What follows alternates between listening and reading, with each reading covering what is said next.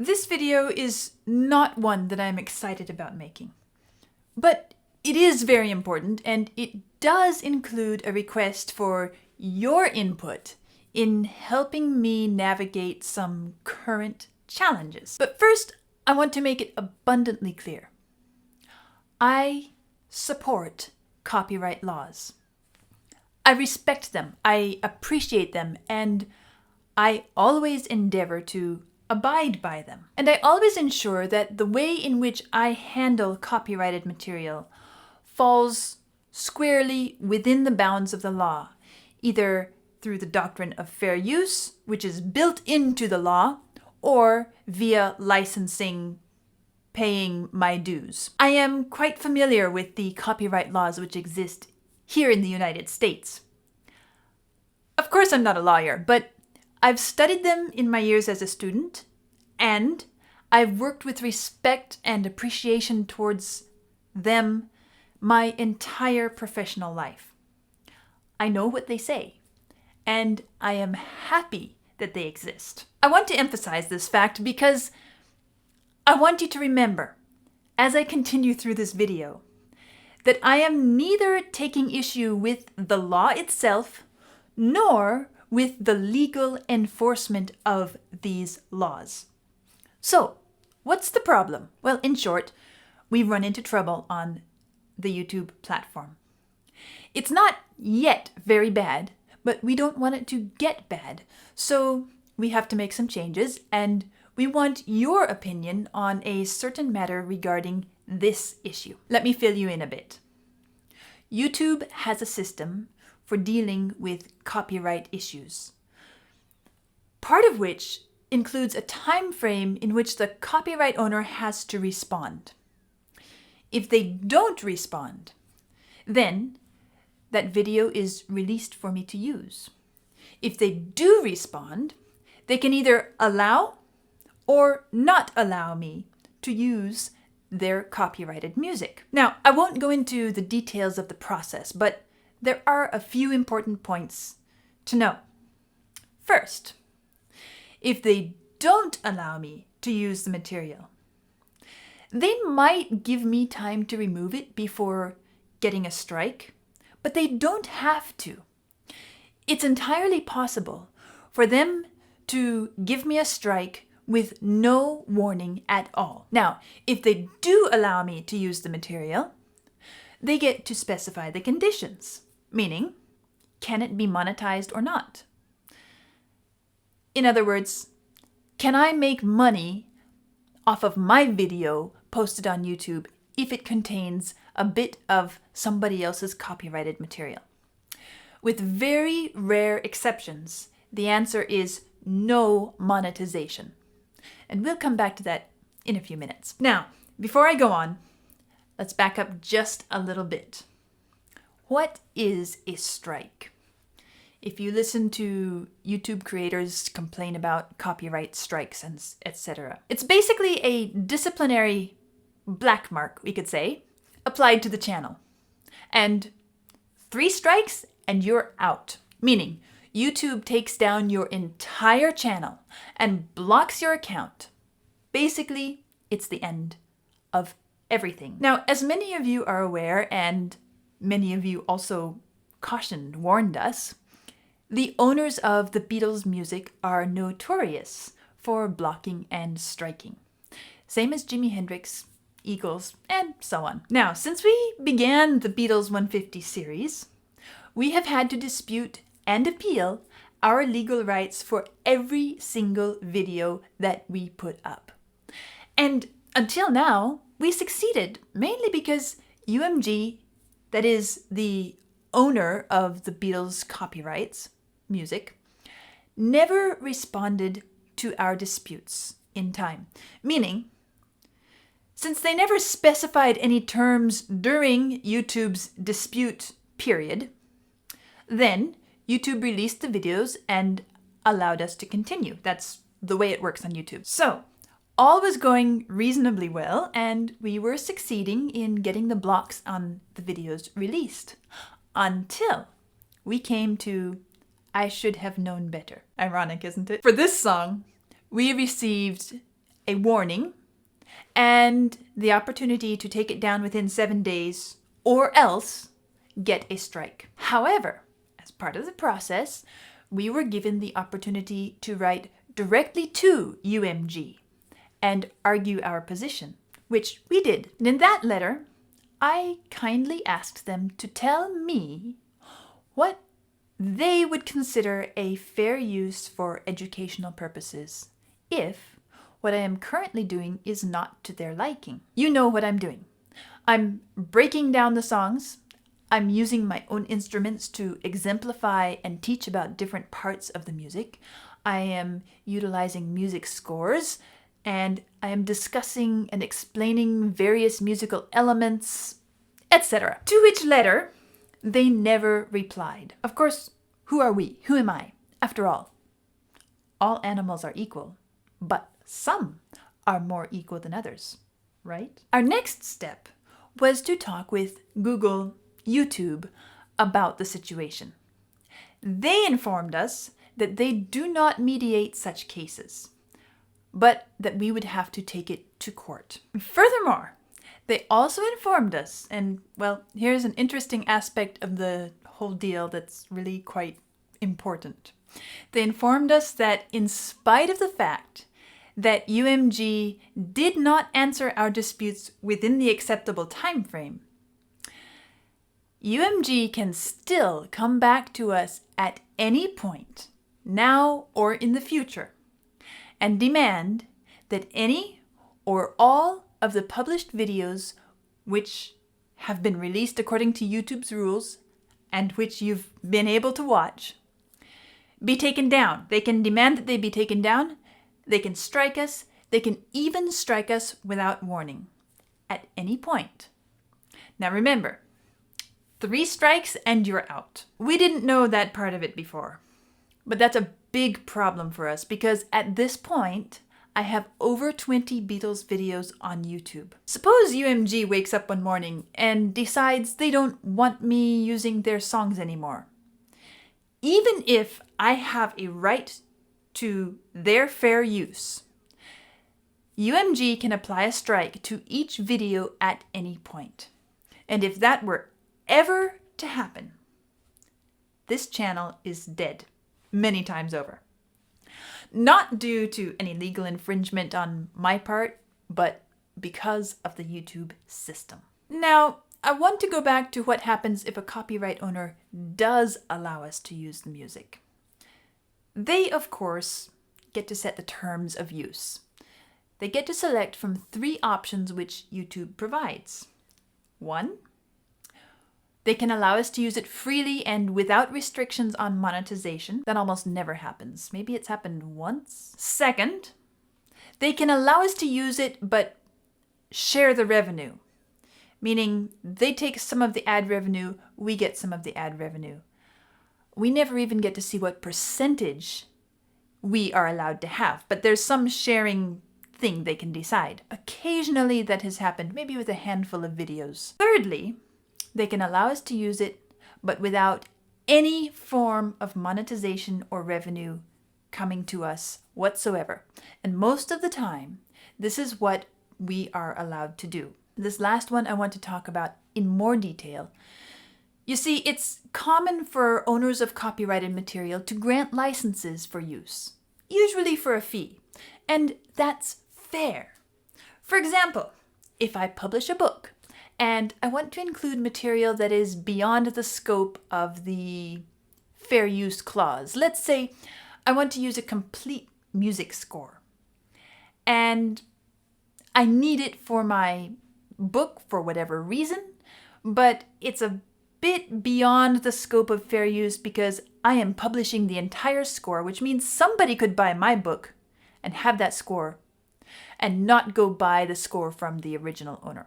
So I can make arrangements with the owner in that case. I can pay a license fee, or I can share a portion of the income which I make from sales, which is royalties.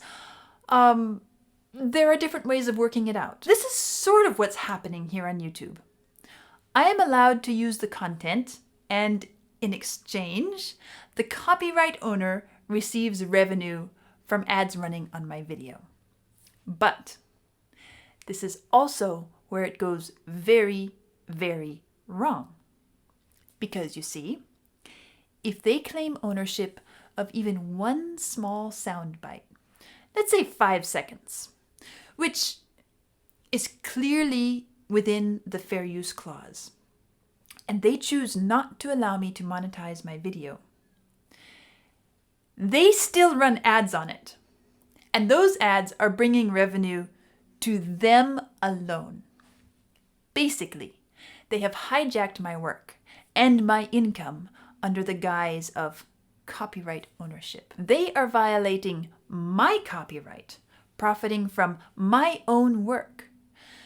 Suppose that video is 30 minutes long and I've created everything in it except for those 5 seconds. They profit from that entire video and all the ads running on it, while I don't get a single penny, and there is nothing I can do about it. That is wrong. That is an outright violation of copyright. But there's nothing I can do to change it. Well, as Orwell so aptly stated, all animals are equal, but some are more equal than others. I'm definitely not getting into politics here, and I'm not saying that America is communist by alluding to Orwell, but just like in any other system in this world, it does have its flaws. Fortunately, here in America, thank God, we can hope that they will be corrected. After all, we have an entire history of social evolution, both in human rights as well as in rightfully applying the law equally to everyone. We have this history here in America. So, this video is not only to let you know what's going on and to ask for your opinion about how to handle a specific issue, but also to add my voice to the other creators, which I understand are many. Other creators who have been and are still deprived of their right to the fair use of copyrighted material. In fact, I understand that one of these creators, a gentleman by the name of Rick Beato, even took this matter to the Senate. Obviously, and unfortunately, justice hasn't been done yet. But I am an American, and I don't give up hope, and I don't surrender to injustice without a fight. That's the legacy that my nation has passed on to me, and that is why I am sharing this information with you, because when combating an abuse of power, one of the most crucial elements is to make sure the truth is known and heard. Now, I don't have the time or the means necessary to take this to court. Although I would totally do it because I know for a fact that not only is my use of copyrighted material perfectly legitimate and according to the law, but I know that their use of my material is, if not outright illegal, at least it's against the intent of the law. But I wouldn't mind joining a group of artists and creators in a collective legal action to right this wrong, if one exists. But now, back to the Beatles issue, right here, right now. We don't want to jeopardize this channel. Any fair resolution will take time to be accomplished. So, we have no other option than to take down all the Beatles videos. Not because we are in the wrong, but because the system is stacked against us in such a way that we have no recourse. Someone is more equal than us. But as I said, I'm not giving up this project so easily. You don't imagine I'm going to give up the entire Beatles 150 series, do you? And I want to find the best way forward that you, my audience, can still enjoy these videos as well. And for this, here's what we have decided so far. First, all the videos, complete with the music, will be released according to the schedule originally planned for YouTube, which is 1 per week, on my Ko-fi and Patreon pages for all the tiers, including the lowest membership tier. which is $2 and $3 a month, respectively. Just a coffee, right? Just a cheap coffee. The highest tier will still enjoy all of them as soon as we edit and upload them far in advance, as they have already been doing. Now, for YouTube, we will still publish them here because I want everyone to enjoy them. I want every Beatles lover to benefit from my expertise. I want those who do not know the value of the Beatles music to be able to learn about it and appreciate it. And of course, I want you to be able to enjoy my journey as well. But the original music will have to be scrubbed. So now here's our question. And here's where you come in. What should we replace this sound with in order to keep the videos as relevant and meaningful and dynamic as possible here on YouTube? We've come up with a few options, but we'd like to hear your opinions and suggestions. Here's what we've come up with so far. One option, we could publish these videos here on YouTube with absolutely no sound whatsoever. Something like this. Here's the first one. Now we wait, and here comes the next one. Or we could publish the original music played backwards. Something like this. Here's the first one. Now we wait, and here comes the next one. We're open to suggestions. You will find a community poll open, and please participate as fast as possible because we need to come to a conclusion rather quickly, and we would greatly appreciate your input. We'll be sorting this out within the next day or two. So again, I want to assure you, I will continue with the Beatles 150 series. You will find it all on my Ko-fi and Patreon membership pages in its complete form. You will even find some version of it here on YouTube, even though it cannot include the music here. Now, what I am doing on this channel may be entertaining to many of you, and I hope it is. But at its core, it is solidly educational. I am an academic, an artist, and a teacher. I have a field of expertise, and I am sharing it with you openly, freely, with the intent of cultivating and promoting musical literacy, musical understanding, and musical and artistic appreciation. You can look through every single one of the 200 videos I've put on this channel in less than a year, and you'll find that in every one, my use of any copyrighted material is handled with respect, and with the end result being a deeper knowledge and understanding of the music. If this is not education, then tell me what is. Art and education are markers of a civilized society, and they are among the things that set us apart from beasts. These two pillars, art and education, are the pillars on which a developed society stands and survives and thrives. And the use of material for these purposes is protected in the law here in America, and in any society which cares about its future. And if a civilized society does not protect the education of the arts, well, when they are no longer protected in actual fact, in that moment, that society is in grave danger. That society begins to disintegrate and fall.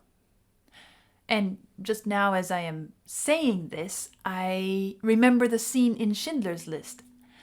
I guess I mentioned it in my analysis of The Happiest Days of Our Lives by Pink Floyd, but it's coming back to mind now again.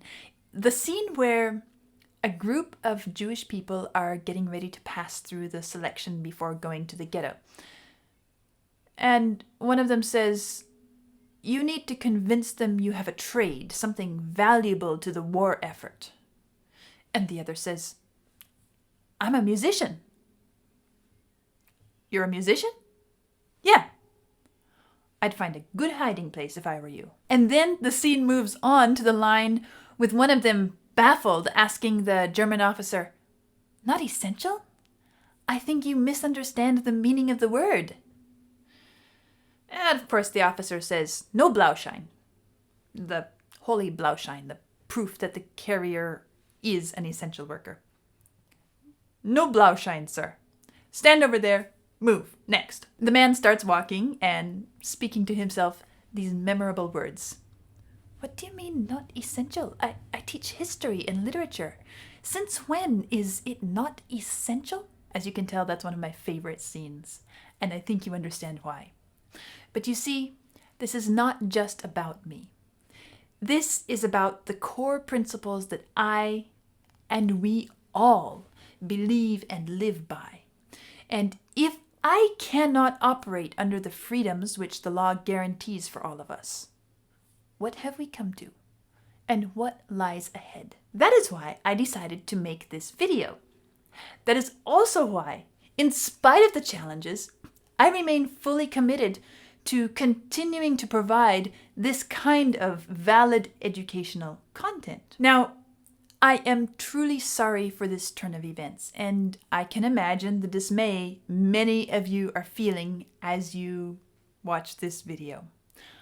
But as I like to say when things get rough, it's going to be okay. And I look forward to continuing on together, both here on this channel with other not so risky content, as well as, at least Beatle-wise, on my Ko-fi and Patreon membership pages. And I look forward to, and I hope for, a day in which all animals are afforded the same freedoms and advantages that the law promises them, even little ones like me. And please, please, don't stop the music. Let it play.